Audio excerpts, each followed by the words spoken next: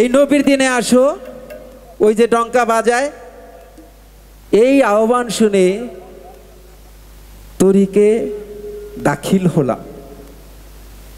এসেই ভাবলাম যে আমার মানব জন্ম, যখন গুরুর হাতে হাত দিলাম তখন আমার মানব জন্ম সার্থক অলরেডি হয়ে গেছে। আসলে কি তাই বাজানরা? স্বাধীনতা অর্জনের চাইতে রক্ষা করা কঠিন, তাই না? এই কথাটা জানি তো আমরা। তাইলে তরিকে দাখিল হওয়ার পরে যা যা করা প্রয়োজন, এ কথা খুব বলতে, অনেক কথা বলতে ইচ্ছে হচ্ছে আসলে, কিন্তু সময়ের জন্য কথা বলতে পারছি না, বেকায়দায় আছি।